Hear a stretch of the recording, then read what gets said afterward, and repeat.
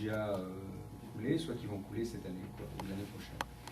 Et donc, il y a eu énormément de traction dans ce domaine, mais il y a eu beaucoup de gens qui ont commencé à se dire « Waouh, c'est peut-être pas un super investissement ce qu'on a fait ». Donc, et puis il y a eu 2008, enfin la fin 2008, 2009. Là, le marché reprend. Là, par exemple, on est en production maintenant. On génère 20 millions de dollars de revenus par quarter. Donc, on est bon, c'est pas mal, mais il faut passer au step suivant, qui est de pouvoir augmenter nos marges.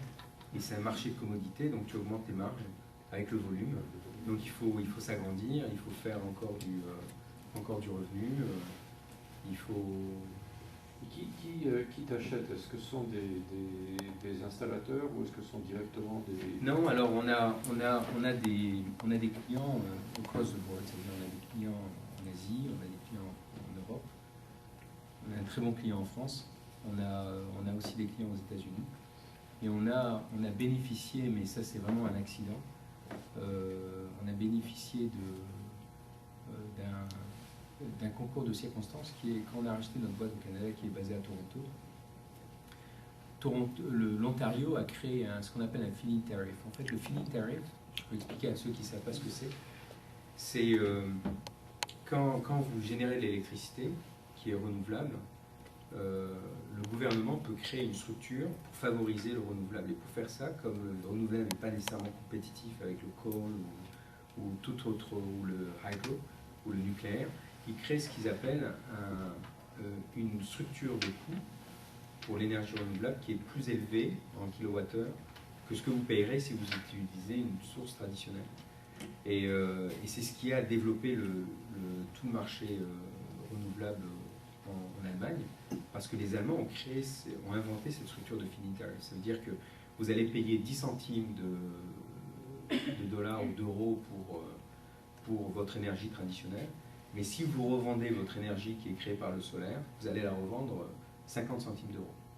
Et donc, les gens, en mettant des panneaux solaires sur leur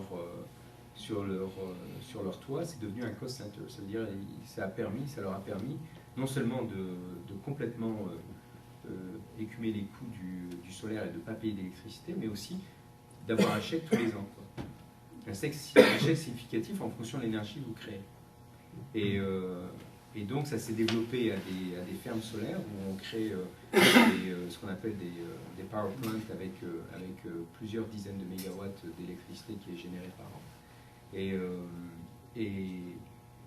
donc cette structure de feed-in tariff qui existe en France aussi, qui existe en Italie, qui existe beaucoup en Europe, qui n'existe pas aux États-Unis mais qui va être mis en place, existe au Canada.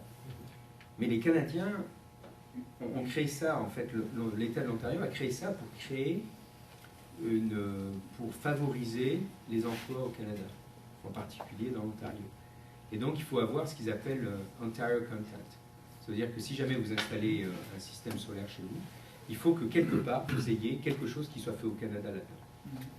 Et donc nous on a racheté une boîte qui fait du silicium, et donc on a 15% de Ontario Content juste parce qu'on fait le silicium en Ontario. Donc on n'a pas beaucoup de mérite, mais on a utilisé cette avenue pour aussi développer notre business au Canada parce que ça nous permet ça permet à nos clients d'avoir ce qu'on appelle Ontario Content. Donc on a été un peu chanceux sur ce coup-là, quoi.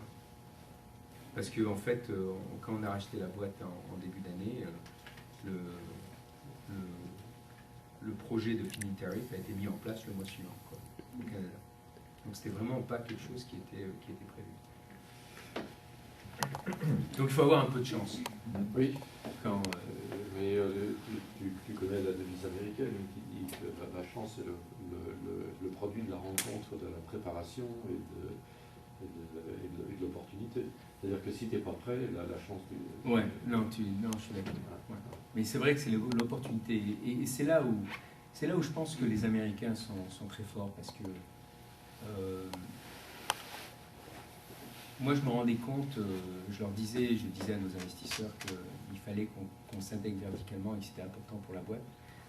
Mais et puis quand ils veulent faire quelque chose, ils mettent les moyens, quoi. il faut absolument le faire, ça devient une priorité, ils mettent toutes les actions pour que ça se passe, quoi. Et donc, cette boîte qu'on a rachetée a été évaluée à $1 milliard au pic. On l'a rachetée pour ce qu'on appelle peanuts, parce qu'on l'a racheté au moment où le marché s'est effondré. Donc, et là, ils savent mettre les moyens, quoi. Ils ne se posent pas de questions. On verra ce que ça donne. Est-ce que ça peut être bon, ça peut être pas bon, mais on verra, quoi. Et c'est là où tu sens que les investisseurs américains ont une philosophie qui est vachement différente des investisseurs européens par rapport aux investissements et à faire évoluer une boîte. Quel est l'avantage ou quelle est la technologie sur laquelle ton entreprise est fondée? Qu'est-ce que vous faites de différent? En fait, c'est d'une simplicité enfantine.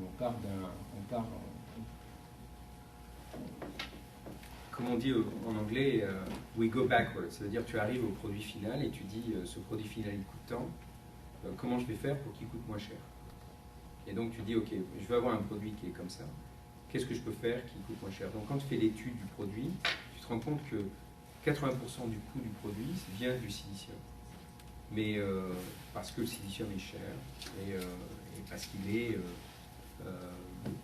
parce qu'il processe, parce qu'il a des étapes de procession tellement importantes pour pouvoir le rendre au niveau où on peut avoir ce type de produit. Et donc notre techno est très simple, c'est de dire ok, on a ce produit qui coûte $10, $8 sont liés au silicium, et ben je vais utiliser un silicium qui me permet de baisser mon coût de 50%. Ça veut dire que je vais essayer de mettre un silicium à $4. Et je vais développer ma techno pour que ce silicium à $4 me permet d'avoir les mêmes performances que ce produit à $10. Et ça augmente ma marge de 20 ou 30%. Et c'est exactement ce qu'on a fait. C'est-à-dire qu'on a développé une techno qui nous permet d'utiliser un silicium qui est beaucoup moins purifié que le silicium traditionnel, mais qui nous permet d'avoir les mêmes qualités que le produit. Quel est le rendement aujourd'hui du photovoltaïque? Alors, il y a 1 watt d'énergie solaire. Tu as combien d'énergie électrique Alors, disons que parler d'efficacité, ça ne vous dira pas grand-chose, dire quelle est l'efficacité d'une cellule ou d'un module. Mais il vaut mieux parler en termes de watts, comme tu dis. Hein. Donc, par exemple, un module qui fait 250 watts, donc pour avoir un système qui fait 1 kilowatt, il faut 4 modules sur votre tour. Pour une maison traditionnelle comme celle qu'on a ici en Californie, il faut typiquement des systèmes qui font entre 4 et 6 kilowatts. Ça dépend si vous avez une piscine ou si vous avez un jacuzzi ou si vous avez quelque chose qui consomme de l'électricité. Et à partir de là, ça génère typiquement 10 000 kWh qui est à peu près la consommation de ce que vous consommez par mois pour une maison traditionnelle. Mais ça, c'est une partie de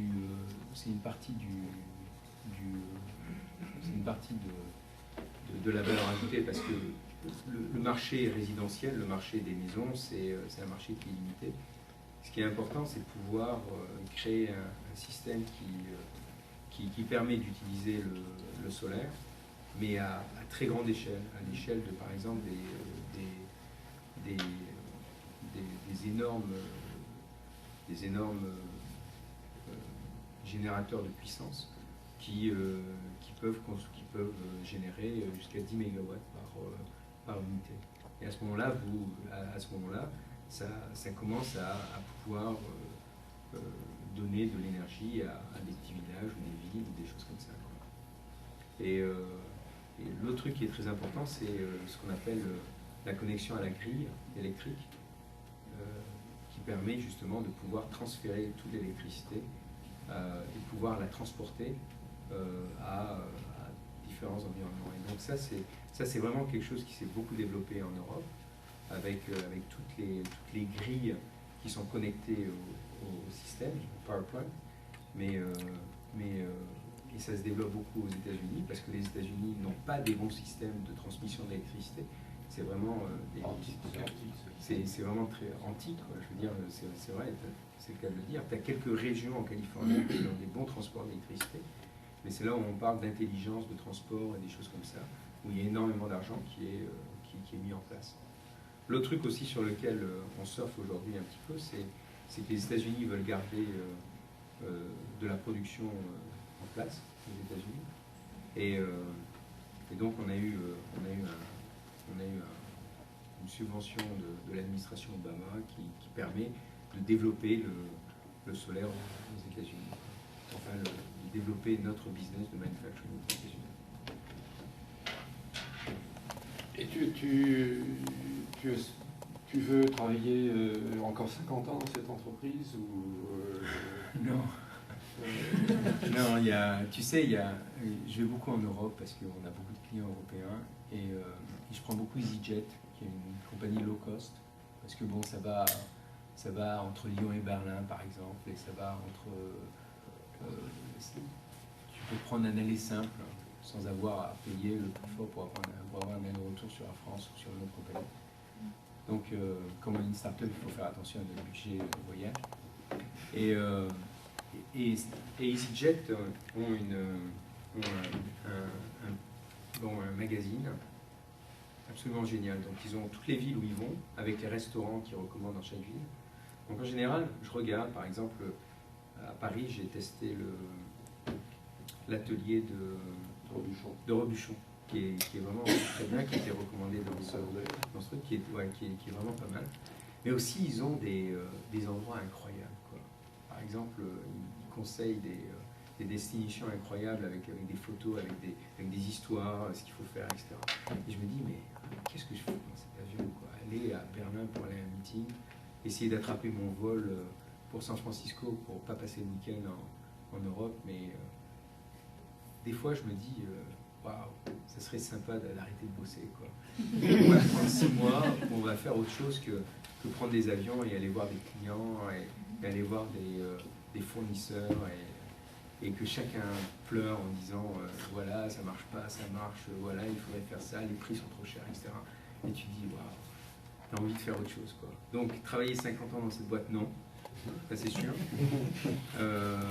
Et tu as des hobbies, tu joues du violon, de l'accordéon? Non. Tu fais de la planche à voile? Je fais, ouais, voilà, alors, ce que j'aime faire, je fais beaucoup de planches. Donc Romain fait aussi de la planche, mais lui c'est un pro. Je sais pas si tu continues à faire de la planche. J'essaie de m'embarrasser. T'as plus le temps. Hein. C'est de la fiction, non, j'en fais plus, je suis trop vieux maintenant.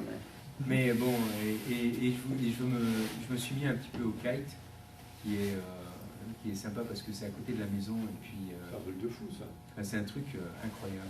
J'ai commencé il y a 8 mois et c'est dément, quoi. On fait des sauts incroyables. Donc j'adore ça. Mais j'ai jamais le temps, quoi, parce que tu vois, quand tu finis le week-end, ça te prend 5 heures pour partir et puis essayer de faire ces trucs. Et après, ça veut dire que tu passes pas assez de temps avec les enfants. Donc, j'ai envie d'arrêter de bosser 15 heures par jour, quoi. Mais c'est excitant, c'est vachement intéressant ce qu'on fait. Et puis, ta femme est radiologue, c'est ouais, ça? Ouais. Et qu'est-ce qu'elle dit de tes habitudes de travail? Elle est sympa. Elle est sympa. Elle travaille beaucoup, elle aussi, elle travaille à San Francisco, donc on a un commute qui est... Moi je descends vers Sunnyvale, elle monte à San Francisco, on habite entre les deux. Et elle est vachement sympa parce qu'elle voit qu'il y a des choses qui se passent, donc la boîte avance, il y a beaucoup de travail, donc elle se plaint évidemment tout le temps, mais elle est vachement supportrice. Mais évidemment, je veux dire, il faut qu'elle se plaigne, quoi. C'est par principe, quoi. Le bon, elle pousse pas, quoi. Donc c'est bien. Écoute, c'est très bien. Je vais te livrer aux questions de l'auditoire en te remerciant de nous avoir un peu éclairé sur ce qui se passe dans le solaire, parce que on est tous en train de regarder ça en se demandant c'est pour moi, c'est pas pour moi. Je pense que le solaire est le domaine, je pense, qui va évoluer énormément dans les 10 prochaines années. Parce qu'il y a des technos qui permettent juste pour vous donner un ordre d'idée, il y a deux chiffres qui sont importants dans le solaire. Le premier, c'est le prix du kilowattheure, c'est-à-dire ce que vous payez quand l'électricité